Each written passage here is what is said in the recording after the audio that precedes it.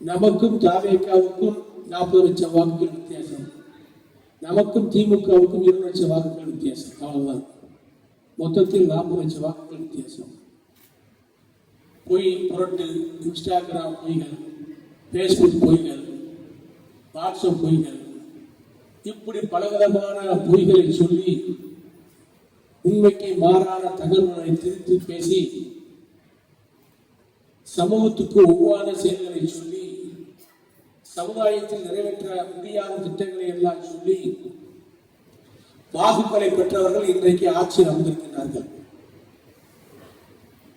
நம்ம எதிர்த்து நின்று களமாடிய திமுகவை மட்டும்தான் நாம் பார்த்து களத்தில் நின்று போராடினோம். பக்கத்தில் இங்கே ஒரு சதுரங்க வேட்டை நடக்கிறது என்பதை நாம் மறந்துவிட்டோம்.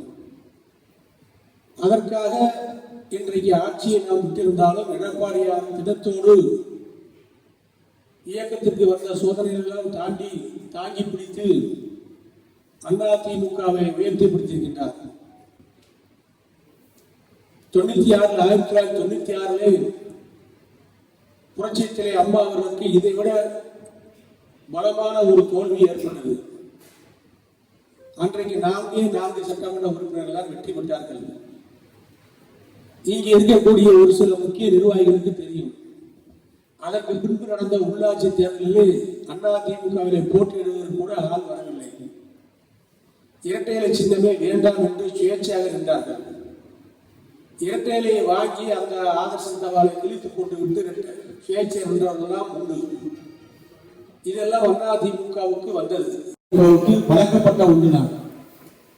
சோதனைகளை சாதனைகளாக்கி சரித்திரம் படைத்த கட்சி அதிமுக. தோற்றுவிட்டோம் என்று அதிமுக தொண்டர்கள் தோன்றுவிட்டதாக வரலாறே கிடையாது. சோதனைகள் வந்தது போதெல்லாம் அந்த சோதனைகளை எல்லாம் படிக்கல்லாக்கி வெற்றியின் வாசல் விளிம்பு வரை அழைத்து சென்ற கட்சி தான் அதிமுக. அப்படி ஒரு சூழ்நிலை தான் இப்போது ஏற்பட்டிருக்கிறது. இதை நாம் நினைத்தோமா? நீங்கள் நினைத்தீர்களா? நான் நினைத்தேனா? அதிமுக தான் ஆளும் என்று அத்தனை பத்திரிகைகளும் எழுதின, கருத்து கணிப்புகளும் சொன்னன.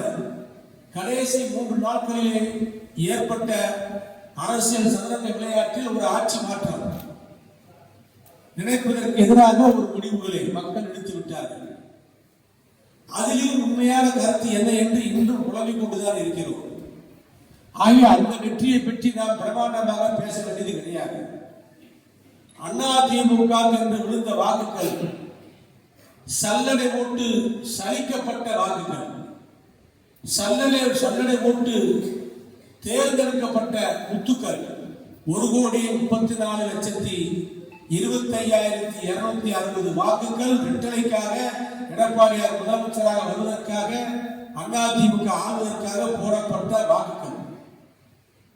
இந்த வாக்குகள் இது ஒரு நிலையான வாக்குகள். எந்த சூழ்நிலையும் நமக்காக இந்த வாக்குகளை அதிமுக தலைமையில் உள்ள கூட்டணிக்காக எடப்பாடியாருக்காக விழுந்த வாக்குகள்.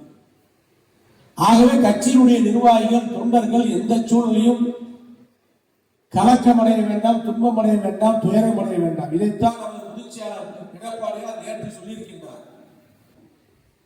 நாங்கள் இருக்கிறோம், எங்கள் இயக்கத்திலே கஷ்டப்படுகின்ற உண்மையான விசுவாசிகளை அதிமுக என்றைக்கும் கைவிடாது என்பதை தெளிவாக எடுத்து சொல்லியிருக்கிறார். நேற்று இரவு தொலைபேசி வாயிலாக மாவட்ட கழக அலுவலர்களிலே தம்பி மாவீரன் KS மகேந்திரன் அவர்களுக்கு அவருடைய நினைவை போற்றுகின்ற வகையிலே இன்று காலையிலே நீங்கள் மாவட்ட கழக அலுவலகத்தில் அவரது படத்தை, உருவப்படத்திற்கு மாலை அணிவித்து மரியாதை செலுத்தி மலரஞ்சலி செலுத்துங்கள் என்று தலைமை கழகத்தில் இருந்தும் பொதுச்செயலாளர் இல்லத்தில் இருந்தும் தொலைபேசி வாயிலாக வந்த அமைப்பின் பேரில், விவரத்தின் பேரில் உடனடியாக இந்த நிகழ்வை நாம் ஏற்பாடு செய்து அஞ்சலி செலுத்தியிருக்கின்றோம். இன்றைக்கு பல்வேறு பணியில் இருந்தாலும் இரவு சொன்ன உடனே இன்றைக்கு அத்தனை நிர்வாகிகள், மாநில நிர்வாகிகள், மாவட்ட நிர்வாகிகள், ஒன்றிய நிர்வாகிகள், நகர நிர்வாகிகள், பேரூராட்சி நிர்வாகிகள், மாநகராட்சி பகுதி கழக நிர்வாகிகள், வட்டக்கழக நிர்வாகிகள், கிளைக்கழக நிர்வாகிகள் அத்தனை பேரும் முடிந்த அளவுக்கு திரளாக வந்திருந்து இந்த நினைவஞ்சலி கூட்டத்திலே கலந்து கொண்டு மலரஞ்சலி செலுத்தி மறைந்த அந்த உத்தம தொண்டனுடைய அந்த தியாகத்தை மதிக்கின்ற வகையிலே கலந்து கொண்ட உங்கள் அத்தனை பேருக்கும் நெஞ்சார்ந்த நன்றியை விருதுநகர் மாவட்ட கழகத்தின் சார்பாக தெரிவித்துக் கொண்டு, எதை பற்றியும் யாரும் கவலைப்பட வேண்டாம். இயக்கம் என்பது பெரிது. இந்த இயக்கத்தை அழிப்பதற்கு எவனாலும் முடியாது, யாராலும் முடியாது. அதிமுக என்பது காலகாலமாக பல்வேறு சோதனைகளை சந்தித்திருக்கிறது. 1977 ஆட்சியை பிடித்த புரட்சித் தலைவர் எம்ஜிஆர் 80 ஆட்சியை இழந்தார். பார்லிமெண்ட் தேர்தலில் தோற்றவுடன் ஆட்சி கலைக்கப்பட்டது. புரட்சித் தலைவர் எம்ஜிஆர் மீது வழக்கு தொடுக்கப்பட்டது. அன்றைய பாரத பிரதமர் இந்திரா காந்தி அவர்கள் ஆட்சியை கலைத்தார்கள். செல்வாக்கு இழந்து விட்டார் எம்ஜிஆர் என்று சொல்லி ஆட்சியை கலைத்தார்கள். ஆனால் சட்டமன்ற தேர்தலில் நடந்தது என்ன? மீண்டும் அதிமுக ஆட்சியை பிடித்தது.